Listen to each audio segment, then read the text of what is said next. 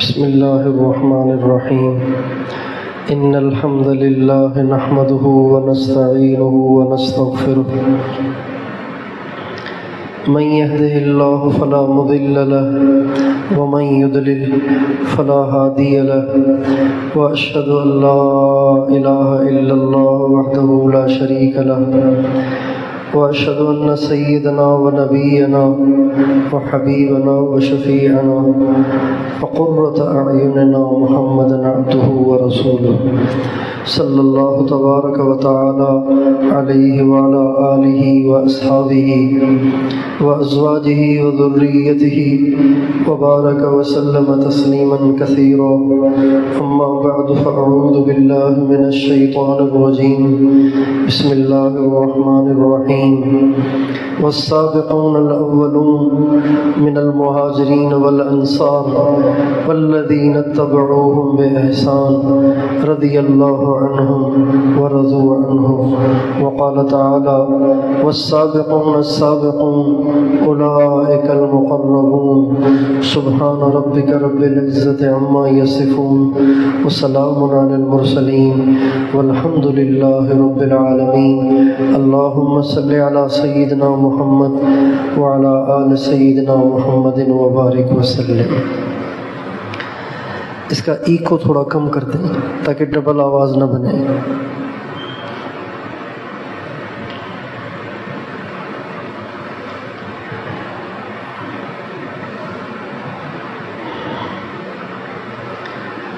ہماری ماہانہ مجلس میں نیا مجمع کم ہوتا ہے، اکثر مجمع سالکین کا ہوتا ہے. اکثر مجمع وہ ہے کہ جو کافی عرصے سے سلسلے میں داخل ہے اور بیعت ہو کر معمولات لے چکا ہے. اس لیے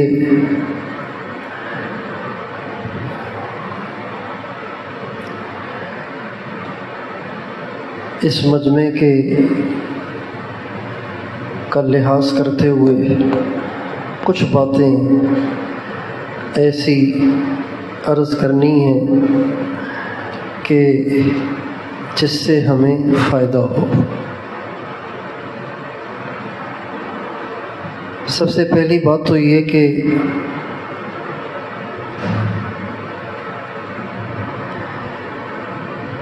ہم اور آپ جب بیعت ہوتے ہیں، سلسلے میں داخل ہوتے ہیں، معمولات لیتے ہیں، تو ہمارا ارادہ اور ہمارا عزم اور ہماری نیت یہ ہوتی ہے کہ میرا اللہ سے تعلق بن جائے.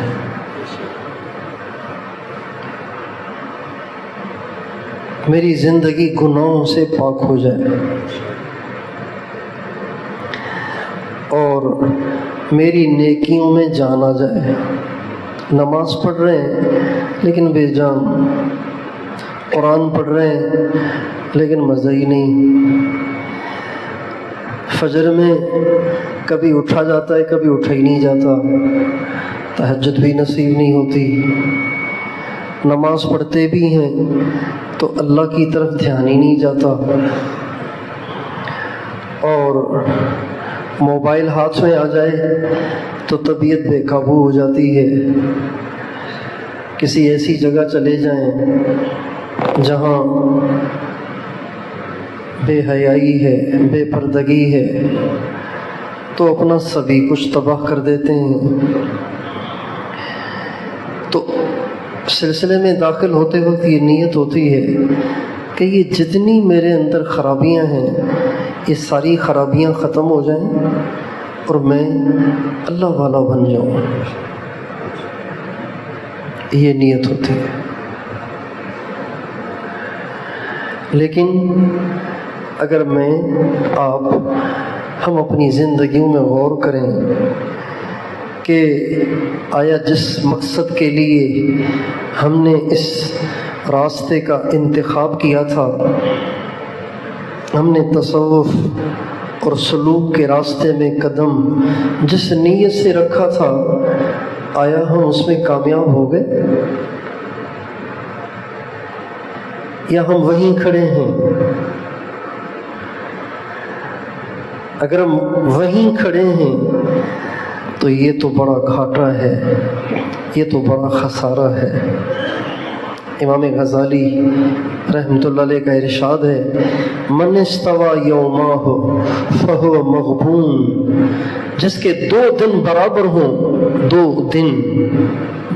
دن برابر ہوں تو وہ تو بہت بڑے گھاٹے میں ہے، بڑے نقصان میں ہے۔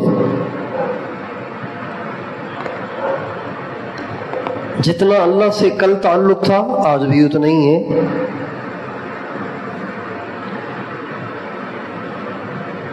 جتنا تقویٰ کل تھا آج بھی اتنا ہی ہے۔ جتنی اپنے نبی سے محبت کل تھی آج بھی اتنی ہی ہے۔ جتنا اتباع سنت کا شوق کل تھا آج بھی اتنا ہی ہے۔ تو گھاٹا ہے، خسارہ ہے، نقصان ہے۔ ایک دکاندار دکان پہ گیا، واپس آیا، سارا دن گاہک بھی آتے جاتے رہے۔ جب صبح کو کاؤنٹ کرنے بیٹھا، پیسے گننے بیٹھا تو پاؤں تلے زمین نکل گئی کہ سارا دن گرمی میں دکان کھلی رہی اور گاہک آتے رہے جاتے رہے اور نفع 1 روپے کا نہیں۔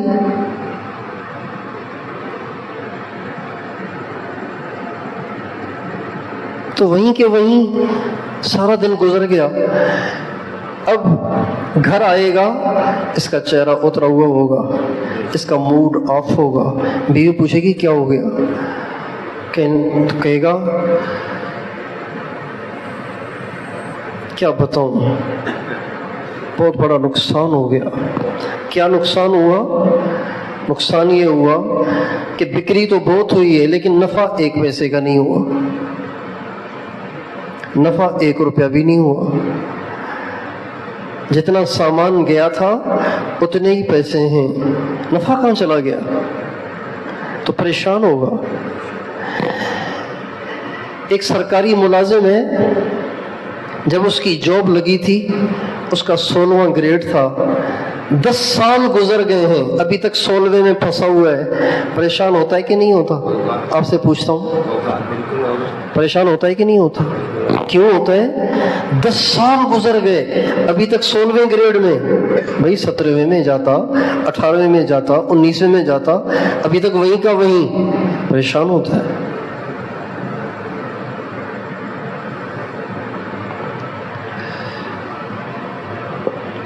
ایک مسافر ہے،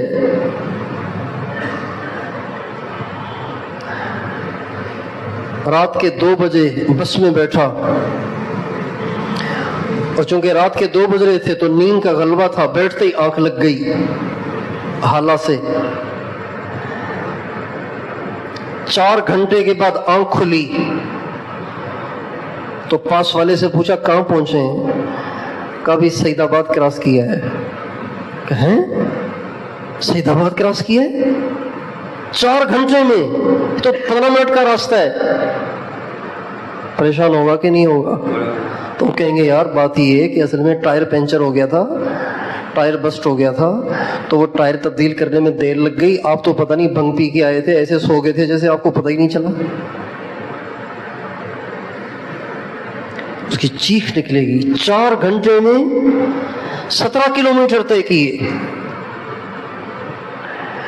لیکن ایک اللہ کا راستہ ہے، ایک اللہ کی محبت اور اللہ کے تعلق کا راستہ ہے، ایک اللہ کو پانے کا راستہ ہے، جس میں ہم سال ہا سال وہیں کھڑے رہتے ہیں اور مطمئن بھی ہوتے ہیں، نہ اس کے لیے روتے ہیں، نہ اس کے لیے پریشان ہوتے ہیں، نہ اس کے لیے فکر مند ہوتے ہیں، نہ نمازوں کی کیفیت میں اضافہ، نہ رات کے اٹھنے میں اضافہ، نہ تنہائی کے رونے میں اضافہ، نہ ذکر میں دل لگنے میں اضافہ، نہ لطائف کے جاری ہو جانے میں اضافہ، نہ کے چھوٹنے میں اضافہ، نہ اللہ اور اس کے نبی سے محبت میں اضافہ، نہ آخرت کی فکر میں اضافہ، اور مطمئن بیٹھیں۔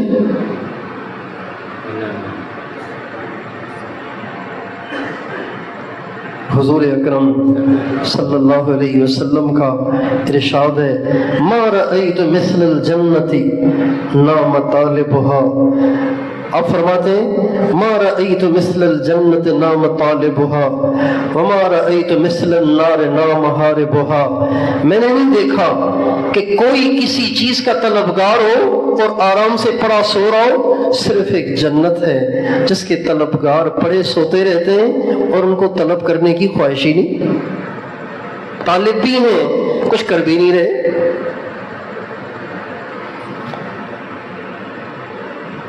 اور آپ فرماتے ہیں میں نے نہیں دیکھا کہ کوئی کسی مصیبت آفت پریشانی سے بھاگنا چاہتا ہو اور سو رہا ہو، کوئی آفت پڑ جائے کوئی مصیبت آ جائے تو انسان بھاگتا ہے، اس سے بچنے کے لیے کوششیں کرتا ہے، ایڑی چوٹی کا زور لگاتا ہے، لیکن آپ علیہ السلام فرماتے ہیں صرف ایک جہنم ہے جس سے بچنا بھی چاہتے ہیں لیکن پھر بھی سو رہے ہیں۔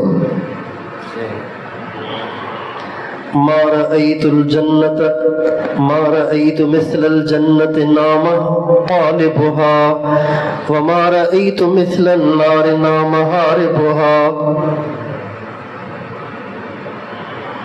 عجیب بات ہے کہ جس چیز کی طلب ہوتی ہے لوگ اس کے لیے جد و جہد کرتے ہیں، لوگ اس کے لیے کوششیں کرتے ہیں، اپنی پوری طاقت کسی چیز کو حاصل کرنے کے لیے۔ ایک جنت ہے جس کے طالب تو لیکن سو رہے ہیں۔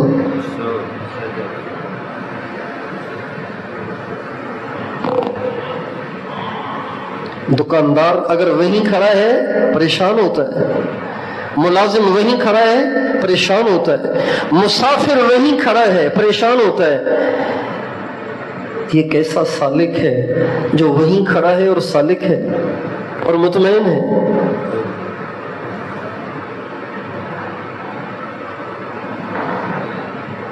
یہ لمحہ فکریہ ہے ان احباب کے لیے، میرے لیے، آپ کے لیے، ہم سب کے لیے، کہ اگر ہم نے راہ سلوک کو اللہ سے تعلق بنانے کے لیے اپنایا تھا تو اللہ سے تعلق میں اضافہ نہیں ہوا تو ہم پریشان کیوں نہیں ہیں؟ ہم اس کے لیے بے قرار کیوں نہیں ہیں؟ ہماری نیندیں اڑی ہوئی کیوں نہیں ہیں؟ اس لائن میں قدم رکھنے کے بعد بھی نگاہیں آوارہ ہیں تو ہم پریشان کیوں نہیں ہیں؟ زبان اب بھی بے لگام ہے تو ہم پریشان کیوں نہیں ہیں؟ ہم کیوں مطمئن بیٹھے؟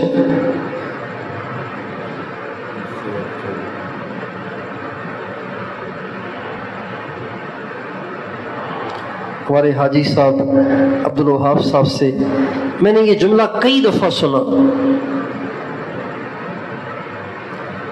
بیان میں تو نہیں سنا، خلوت میں سنا کئی دفعہ۔ فرمانے لگے اتنے لوگ رائے میں، لیکن اب تک مجھے ایک بھی ایسا نہیں ملا جو یہ کہے کہ میں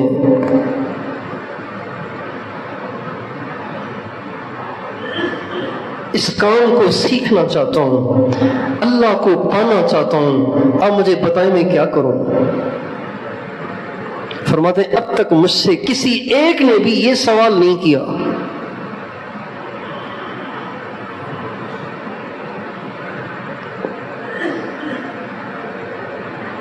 میرے دوستو، جس راستے میں ہم نے قدم رکھا ہے، یعنی راہ سلوک، راہ طریقت، راہ معرفت، تصوف، جس راستے میں ہم نے قدم رکھا ہے وہ یقیناً آگ تک پہنچانے والا ہے۔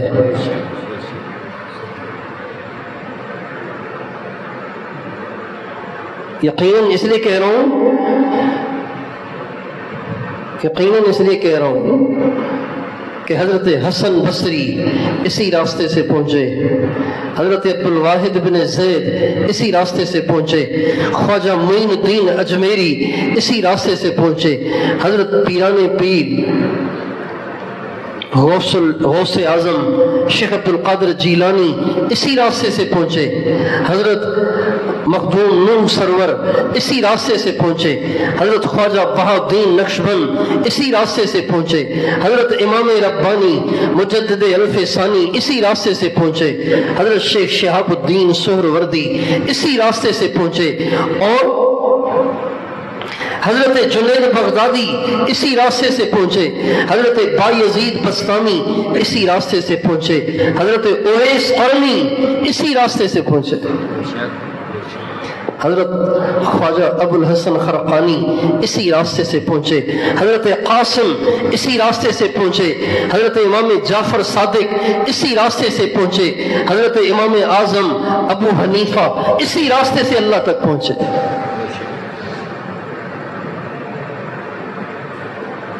امام ابو حنیفہ رحمۃ اللہ علیہ نے برس علم حاصل کیا، امام ابو حنیفہ نے، لیکن انہوں نے گزارے امام جعفر صادق کے ساتھ۔ امام جعفر صادق ہمارے سلسلہ عالیہ نقش بندیہ کے بزرگ ہیں۔ امام جعفر صادق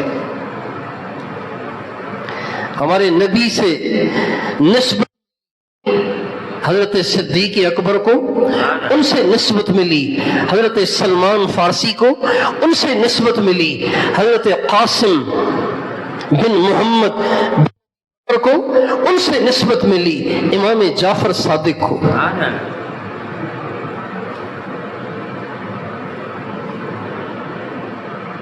ان سے نسبت ملی،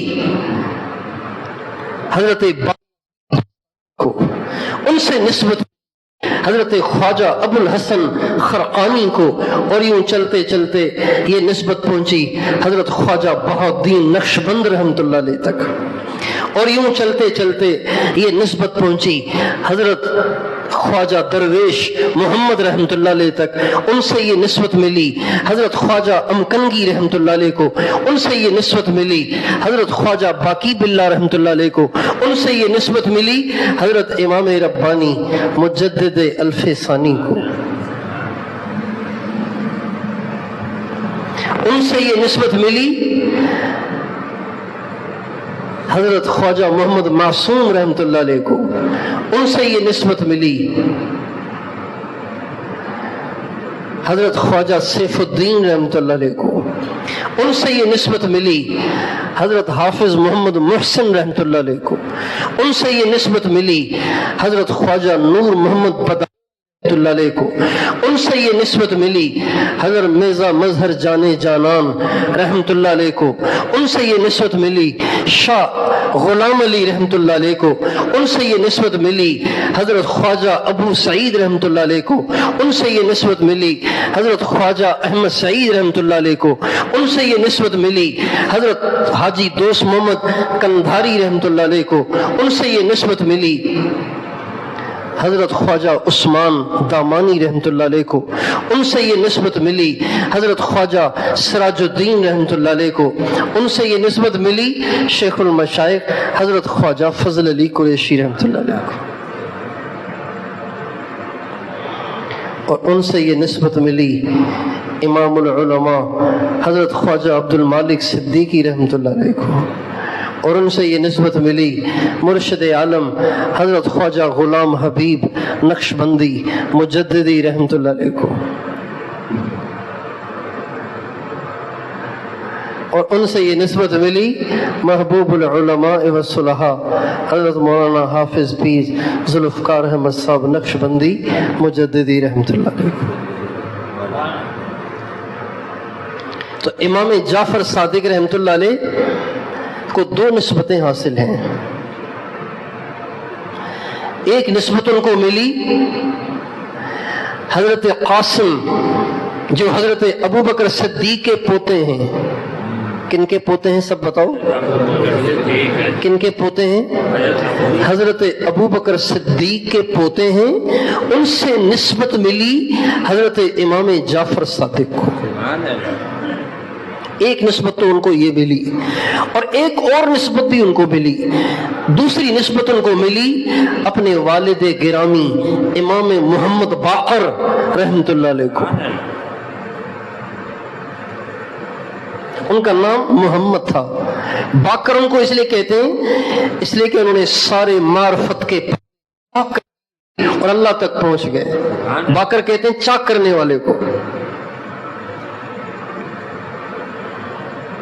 اور ان کو نسبت ملی امام زین العابدین حضرت سجاد علی ابن حسین رضی اللہ عنہما کو، اور ان کو نسبت ملی اپنے والد گرامی شہید کربلا، شہید اعظم، سید الشہداء حضرت امام حسین رضی اللہ عنہ سے، اور ان کو اپنے والد گرامی امام الاولیاء، امام المتقین، شاہ ولایت حضرت علی بن ابی طالب رضی اللہ تعالی عنہ سے، اور ان کو ملی براہ راست سرکار دو عالم صلی اللہ علیہ وسلم سے.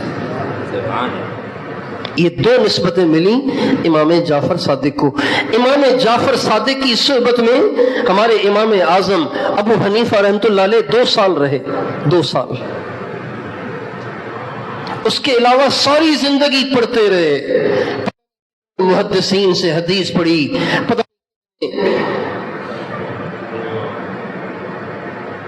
ائمہ سے انہوں نے علم حاصل کیا. لیکن پتہ ہے کیا فرماتے تھے؟ فرماتے تھے لولا السنتان لہلک النعمان. اگر 2 سال امام جعفر صادق کی صحبت کے مجھے نہ ملتے تو میں تو ہلاک ہو جاتا.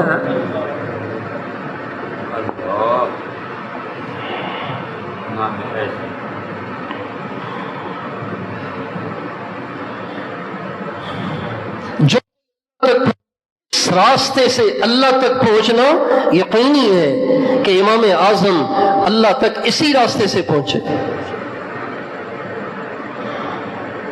امام الہند حضرت شاہ ولی اللہ رحمۃ اللہ علیہ اللہ تک اسی راستے سے پہنچے. حضرت شاہ ولی اللہ خلیفہ ہیں اپنے والد گرامی حضرت شاہ عبد کے، وہ خلیفہ رکے ہیں، اور وہ خلیفہ ہیں حضرت سید آدم بن نوری کے، اور وہ خلیفہ ہیں حضرت مجدد الثانی کے. شاہ عبدالعزیز صاحب محدث دہلوی یہ خلیفہ ہوئے اپنے والد کے. سید احمد شہید رحمت اللہ علیہ جن کا پورے بر صغیر میں ڈنکا ہے، جو امام المجاہدین کہلائے، امام کہلائے، پورے بر صغیر میں جن کی روحانیت کا اثر ہے، وہ خلیفہ تھے حضرت شاہ عبدالعزیز صاحب محدث دہلوی رحمت اللہ علیہ کے. یہ سب اللہ پاک تک پہنچے اس راستے سے. آگے چلیے.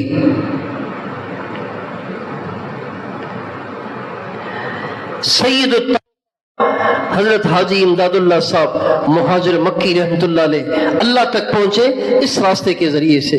حضرت مولانا محمد قاسم صاحب اور مولانا رشید احمد گنگوہی اور شرف علی تھانوی اور حضرت شیخ الہند محمد حسن اور شیخ الاسلام مولانا سید حسین احمد مدنی اور بانی تبلیغ مجدد دوران حضرت مولانا محمد الیاس اور قطب الاقطاب شیخ الحدیث مولانا محمد زکریا صاحب رئیس المحدثین حضرت مولانا خلیل احمد سہارنپوری، یہ سب کے سب اللہ تک اسی راستے پر چل کے پہنچے. اگر میں آپ نہیں پہنچ رہے تو کہیں اٹکا ہوا ہے، کہیں روڑا ہے.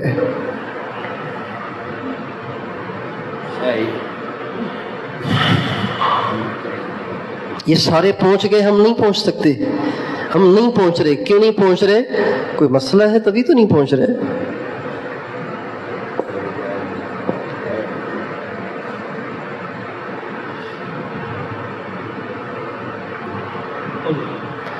مولانا روم اسی راستے سے پہنچے. مولانا روم اور خود فرماتے ہیں کہ میں اس راستے سے پہنچا ہوں. وہ فرماتے ہیں مولوی ہرگز نشد مولا روم. پہلے مولوی تھے یعنی عالم تھے. مولوی کا جو لفظ ہے نا، ایک بات سن لیں، مولوی کا جو لفظ ہے وہ کبھی بھی اس کو ہلکے لہجے میں نہ بولنا. لفظ مولوی کو کبھی بھی ہلکے لہجے میں نہ بولنا، ورنہ اللہ آپ کی نسلوں کو علم سے محروم کر دے گا۔ یہ مولوی ایسے ہی ہیں، ایسے نہ کہنا کبھی۔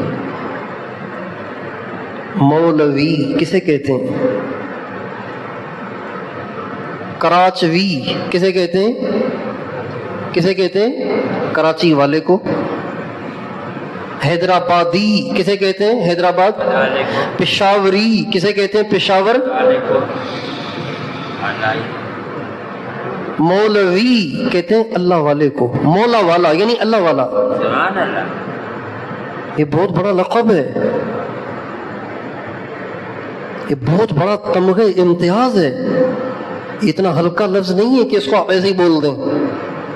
کبھی اس لفظ کی تحقیر نہ کرنا ورنہ محرومی ہو جائے گی۔ پنجاب میں اس لفظ کی بڑی تحقیر ہے، پنجاب میں اس لفظ کو بہت ہلکے لہجے میں بولا جاتا ہے۔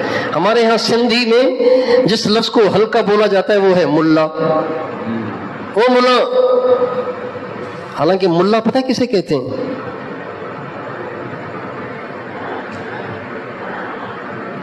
ملا اصل میں لفظ ہے ملآ، ملا اصل میں ہے ملآ۔ ملآ اسے کہتے ہیں جو علم سے، جو کیا ہو؟ علم سے بھرا ہوا ہو، اس کو کہتے ہیں ملا۔ اسی وجہ سے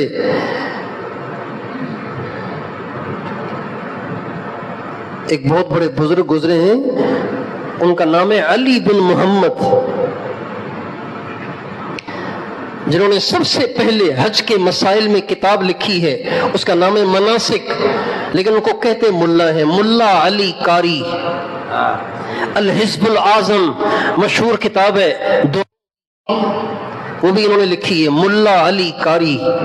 اور مولانا عبد الحمید اتنے چوٹی کے اور اتنے بڑے رسول تھے کہ جب اللہ کے نبی کے عشق میں اشعار کہہ کر مدینے کی طرف چلے کہ جا کے روضہ اقدس پہ پڑھوں، تو امیر مدینہ کو آپ علیہ السلام کی زیارت ہوئی، فرمایا اس کو یہاں نہ آنے دینا، اگر یہ اشعار میری قبر پہ پڑے گا تو مجھے اپنے ہاتھ کو قبر سے باہر نکالنا پڑے گا۔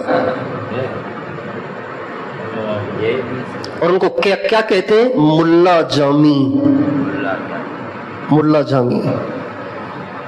ان کی کتاب ہے الفوائد الضیائیہ، اس کا نام جو مشہور نام ہے وہ ہے شرح ملا جامی، مدرسوں میں پڑھائی جاتی ہے۔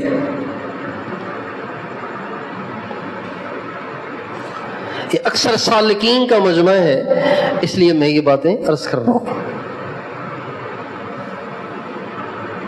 میرے دوستو، یہ راستہ یقینی طور پر اللہ تک پہنچانے والا ہے، بس اس میں ہمیں عزم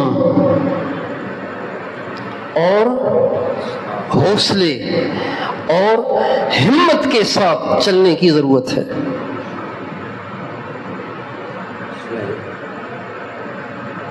بہت سے ساتھی ہیں، کئی سالوں سے وہ بیت ہوئے ہیں اور ابھی تک پہلے سبق میں پھنسے ہوئے ہیں، اور وہ بھی نہیں ہو رہا، اور نظریں بھی بے قابو ہیں، زبان بھی قابو میں نہیں ہے، گناہ ویسے کے ویسے چل رہے ہیں۔ بس یہ ان کو اطمینان ہے کہ جب بیت ہو گئے تو دعاؤں میں آ گئے ہیں، دعاؤں میں تو آ ہی گئے ہیں، اس میں تو کوئی شک نہیں ہے، لیکن اگر اللہ تک پہنچنا ہے تو کچھ کرنا پڑے گا۔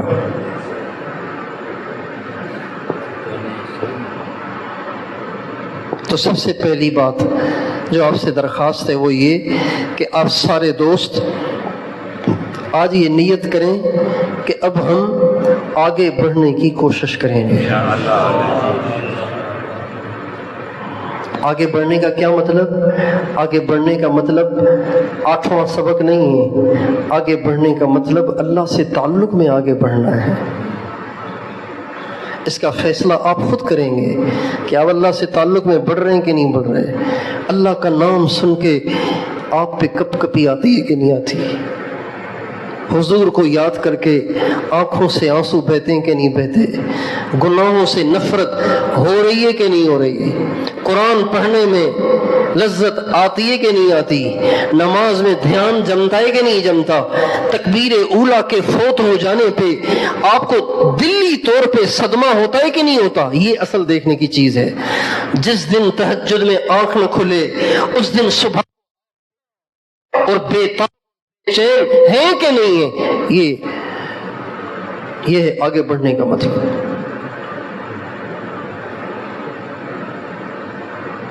دیکھیں،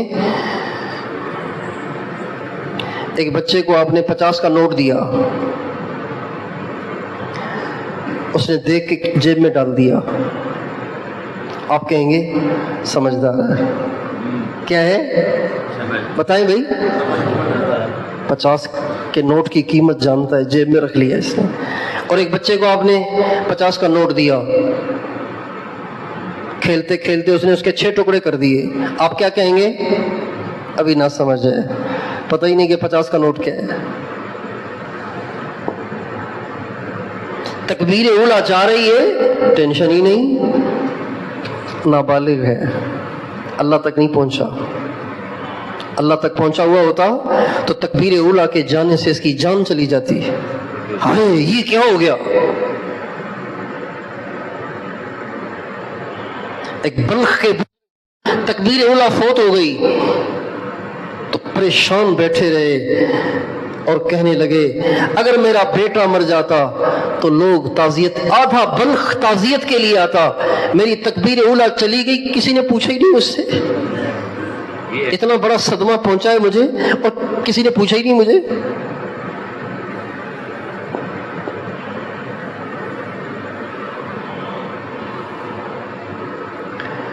چلتے چلتے اچانک نظر پڑ گئی، جھکا تو لی لیکن اس نے دل پہ اثر ڈال لیا، بے چینی ہو، ہائے یہ کیا ہو گیا؟ کتنی بے چینی ہو؟ اتنی بے چینی ہو جیسے کوئی جیب میں بھرا ہوا بٹوا آ رہا تھا اور کسی جیب کترے نے کینچی مار کے سارا بٹوا لے لیا، سارا اماؤنٹ لے لیا، سارے دن کی کمائی لے لی، تو کہے گا ہائے بٹوا چلا گیا۔ نظر پڑتے ہی اسی طرح ہائے کہ ہائے سارے دن کے مراقبے تباہ ہو گئے۔ یہ ہے اللہ کے قریب ہونا۔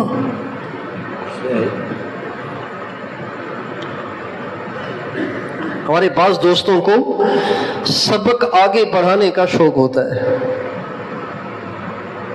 سبق آگے بڑھانے کا شوق ہوتا ہے، یہ بھی ٹھیک نہیں ہے، یہ بھی ٹھیک نہیں ہے، چونکہ اس میں بھی کچھ دنیا کی محبت کی بو ہے۔ جلدی اور سبق مل جائے، پھر دوسرا مل جائے، پھر تیسرا مل جائے، سارے سبق ایک دفعہ ہو جائیں تاکہ جلدی سے پیر بن جاؤں۔ شیطان کھیلتا ہے۔ ہمارے حضرت جی نے اپنی کتاب شجرہ طیبہ میں اپنے مشائخ کی کتابوں سے ایک ملفوظ نقل کیا ہے، اس میں لکھا ہے کہ بیت ہو صرف اللہ کا طالب بنے، پیر بننے کا طالب نہ بنے ورنہ تباہ ہو جائے گا۔ یہی الفاظ ہیں، ورنہ سب بتائیں، ورنہ تباہ ہو جائے گا۔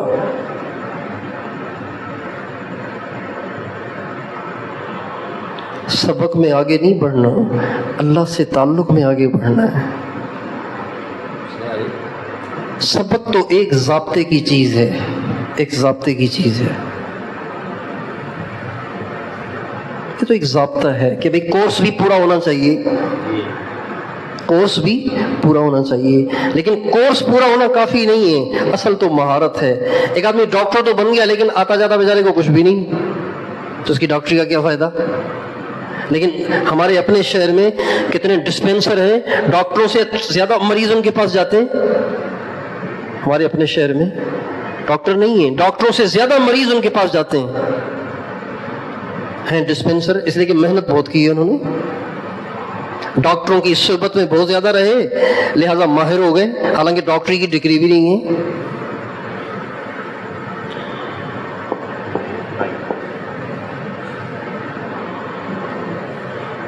مقصود کیا ہے؟ سب بتائیں، سب بتائیں، مقصود کیا ہے؟ پھر کہیں، پھر کہیں، پھر کہیں، پھر کہیں، پھر کہیں،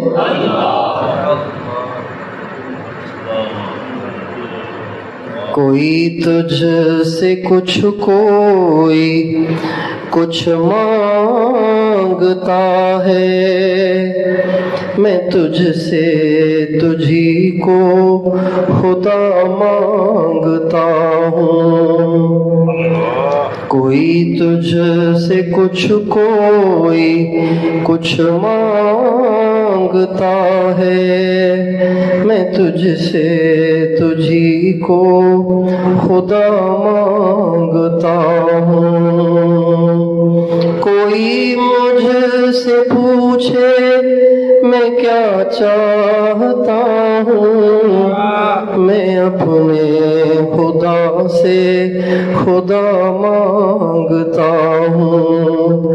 وہ ہو جائے میرا، میں ہو جاؤں اس کا، یہی رات دن میں دعا مانگتا ہوں۔ نہ یہ چاہتا ہوں نہ وہ چاہتا ہوں، میں اپنے خدا سے خدا چاہتا ہوں۔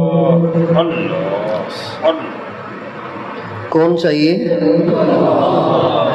کون چاہیے؟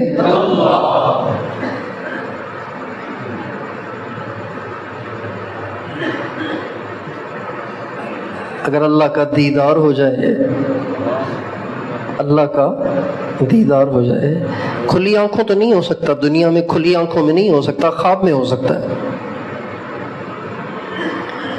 ہمارے استاد محترم اور میرے شیخ، میرے مربی، مجھے انگلی سے پکڑ کے چلانے والے حضرت اقدس مولانا جمشید صاحب نور اللہ مرقدہ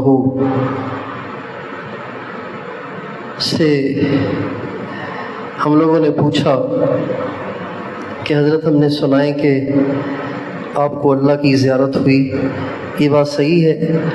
تو فرمانے لگے ہوئی ہے، لیکن یہ باتیں پوچھتے نہیں ہیں۔ ہوئی ہے لیکن یہ باتیں پوچھتے نہیں ہیں۔ خواب میں ہو سکتی ہے۔ اب اگر اللہ کا دیدار ہو جائے اور اللہ کہے میرے بندے عرش بھی میرا، فرش بھی میرا، مشرق بھی میرا، شمال بھی میرا، ساری زمین میری، ساری دھرتی میری،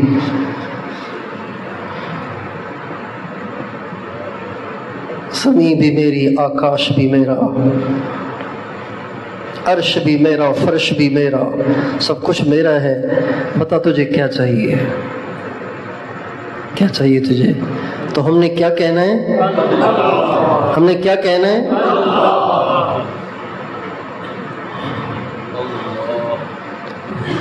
ہم نے یہ کہنا ہے کوئی تجھ سے کچھ، کوئی کچھ مانگتا ہے، میں تجھ سے تجھی کو خدا مانگتا ہوں۔ یا اللہ، کوئی تجھ سے دکانیں مانگیں گے، کوئی تجھ سے کاریں مانگیں گے، کوئی تجھ سے بنگلے مانگیں گے، کوئی تجھ سے بچوں کے روزگار مانگیں گے، کوئی تجھ سے اچھی بیوی مانگیں گے، میں تو تجھ سے تجھے مانگتا ہوں۔ یہ سب کچرا ہے، فنا ہونے والی چیزیں ہیں، میں تو تجھ سے تجھے مانگتا ہوں، مجھے تو تو چاہیے۔ اللہ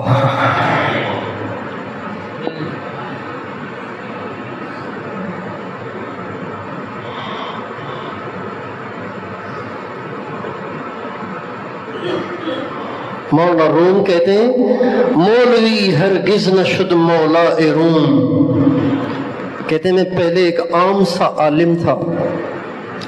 عالم تھا، لیکن جب سے شمس تبریز سے جڑ گیا ہوں سارے روم کا آقا بن گیا ہوں۔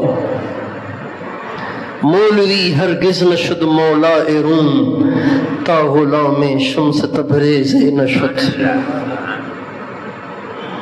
ہیچ چیزے خود بخود چیزے نشد، ہیچ آہن خنجرے تیغے نشد۔ مولوی ہرگز نشد مولا روم، تا غلام شمس تبریز نشد۔ کوئی لوہا خود بخود خنجر نہیں بنتا، کوئی لوہار اسے بناتا ہے، اسے تراشتا ہے، اسے کاٹ کے تیار کرتا ہے۔ تو فرماتے ہیں مولوی بھی روم کا مولا نہیں بن سکتا جب تک کہ شمس تبریز کے دامن سے وابستہ نہ ہو جائے۔ تو دوستو میں آپ عزم کریں کہ اب ہم نے آگے بڑھنا ہے، سنجیدگی سے چلنا ہے، بچپنے کے ساتھ نہیں چلنا۔ بچوں کو اس کی فکر ہوتی ہے کہ آج میرا سبق اسکول میں آگے بڑھا کے نہیں بڑھا۔ بچے کو اس کی فکر ہوتی ہے کہ میری لکھائی، میری رائٹنگ اچھی ہو رہی کہ نہیں ہو رہی، میں پہلی تختی میں پھنسا ہوا ہوں یا میری ابھی دوسری تختی بھی شروع ہو گئی ہے۔ بچے کو اس کی فکر ہوتی ہے؟ بچے نے جانا ہے بس۔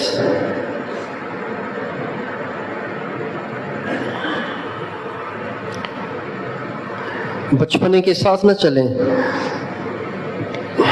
بڑے بن کے چلیں، سنجیدگی کے ساتھ چلیں۔ اب ہم نے اللہ سے تعلق بنانا ہے۔ بنائیں گے؟ بنائیں گے؟ بنائیں گے؟ کیسے بنے گا؟ اس کے لیے سب سے پہلا کام سچی توبہ کر لیں۔ راہ سلوک کی سیڑھیاں ہیں۔ راہ سلوک میں کیا ہے؟ اوپر کی منزل پہ چڑھنا ہے نا آپ نے، ایک سیڑھی، دوسری سیڑھی، تیسری سیڑھی، چوتھی سیڑھی، یوں سیڑھیاں ہیں۔ راہ سلوک میں جب آپ نے قدم رکھا تو پہلی سیڑھی کا نام ہے توبہ نصوحہ۔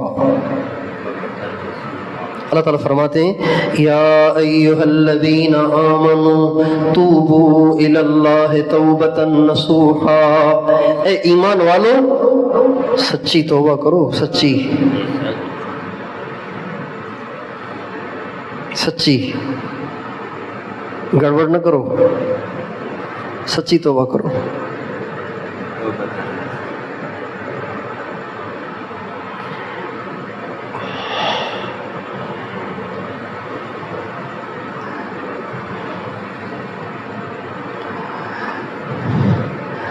ایک آدمی کی طبیعت خراب ہو گئی، عجیب کیفیت ہو گئی، بالکل پریشان، گھر والے پریشان ہو گئے، کیا ہو گیا اس کو؟ جلدی سے ڈاکٹر صاحب کو بلایا۔ ڈاکٹر صاحب نے کہا بھائی پہلے بلڈ پریشر چیک کرو، بالکل ٹھیک۔ اچھا جی شوگر ٹیسٹ کرو، فوراً کٹ لگایا، خون نکالا، چیک کیا گلوکو میٹر پہ، ارے 400، اف اتنی شوگر آئی۔ تو ڈاکٹر نے کہا بھائی تو شوگر آپ کی بہت زیادہ ہائی ہو رہی ہے، کیا بات ہے، آپ کیا کرتے ہیں؟ کوئی میٹھی چیزیں زیادہ استعمال کرتے ہیں کیا آپ؟ ان کا جی شربت کا تو شوقین ہوں، ایسا شوقین ہوں۔ میرے ایک دوست ہیں، وہ کہا کرتے تھے اپنے بچوں سے کہ بچوں جب میں مر جاؤں نا تو میری قبر پہ شربت کا چھڑکاؤ کیا کرنا۔ یہ مذاق میں اپنے بچوں سے کہتے تھے جب میں مر جاؤں تو میری قبر پہ کس کا چھڑکاؤ کرنا؟ سوغات شیریں کا چھڑکاؤ کرنا۔ سوغات شیریں نہیں، جام شیریں کا، جام شیریں کا چھڑکاؤ کرتے رہنا میری قبر پہ، اس لیے کہ اس قبر میں سویا ہوا شربت کا شوقین ہے۔ اب بیچاروں کو شوگر ہو گئی ہے، اب نہیں پیتے، پہلے اتنا پیتے تھے۔ ڈاکٹر نے پوچھا بھی کیا بات ہے؟ کہا جی بس شربت کا شوقین ہوں۔ پانی کم پیتا ہوں، شربت زیادہ پیتا ہوں، کولڈ ڈرنک کا بھی بہت شوقین ہوں، کھانے کے ساتھ اگر 7 اپ نہ ہو تو کھانا ہضم ہی نہیں ہوتا مجھے، تو روزانہ 2.5 لیٹر والی پی لیتا ہوں، کم از کم 1 کبھی 2 بھی ہو جاتی ہیں۔ تو ڈاکٹر کہے گا پہلا کام یہ چیزیں چھوڑ دو، کیا کہے گا؟ یا کہے گا اس کو تو فی الحال چلنے دو، ایک دوائی بتا رہا ہوں آپ شروع کر لیں، کیوں جی کیا کہے گا؟ پہلے اس پہ لگاؤ بین، اس کے بعد پھر اب آپ کو انسولین کی ضرورت ہے۔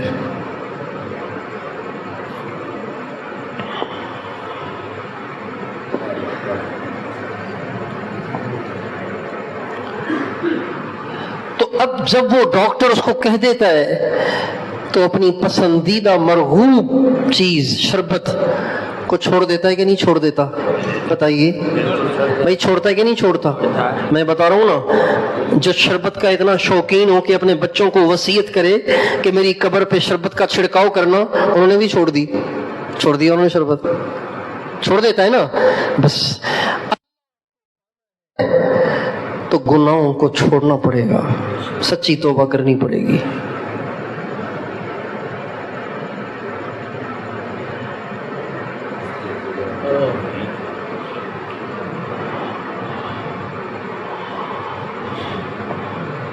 گناہ اور تعلق مع اللہ یہ دونوں جمع نہیں ہوتے۔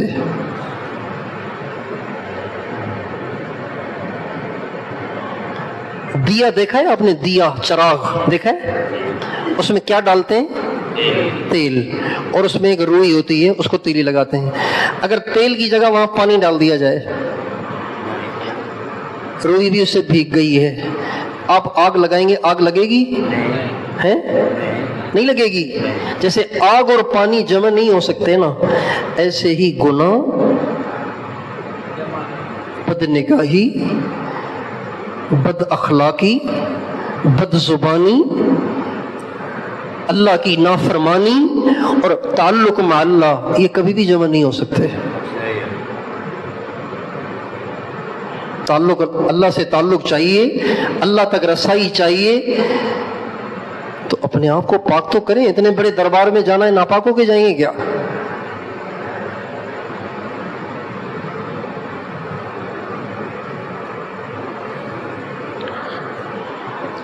اب آپ سوچیں گے کہ گناہ ہی تو نہیں چھوٹ رہے، یہی تو مسئلہ ہے۔ یہ سوال دل میں اٹھتا ہے کہ نہیں اٹھتا؟ کہتے ہیں اللہ سے تعلق تب بنے گا جب گناہ چھوڑو، تو گناہ ہی تو نہیں چھوٹ رہے، یہی تو مسئلہ ہے، تبھی تو بیعت ہوئے۔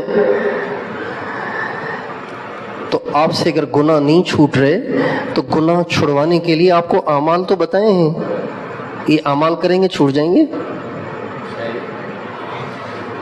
دیکھیں ہمارے ایک ساتھی تھے، ان کو نسوار کی عادت تھی، بڑی کوششیں کی، بڑی دعائیں کی، نسوار نہیں چھوٹی۔ کسی نے ان سے کہا کہ دیکھو ایک دم نسوار نہیں چھوٹے گی، منہ کو ایک نسوار کا چسکا لگ گیا ہے، اب آپ اس کو کوئی اور دے دیں گے نا تو نسوار کا چسکا چھوڑنا زبان کے لیے، منہ کے لیے آسان ہو جائے گا۔ چنانچہ انہوں نے 2100 شروع کر لی۔ کیا شروع کر لی؟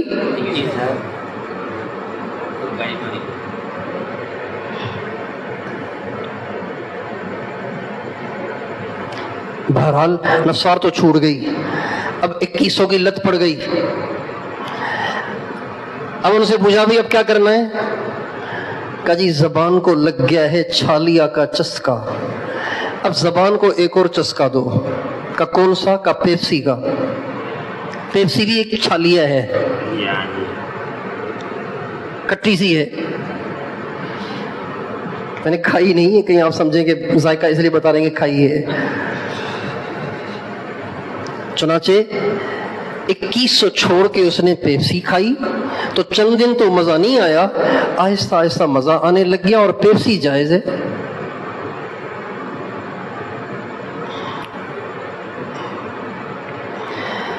تو گناہوں کا چسکا ہے، گناہت ہے، حسین چہرے دیکھنے میں بڑا مزہ آتا ہے، فطری بات ہے۔ کوئی سمارٹ نوجوان لڑکی جا رہی ہو تو آنکھ ٹک جاتی ہے، مزہ آتا ہے دیکھنے میں. کوئی خوب لڑکا نظر آئے تو نظر ٹک جاتی ہے، دل چاہتا ہے دیکھتے رہو.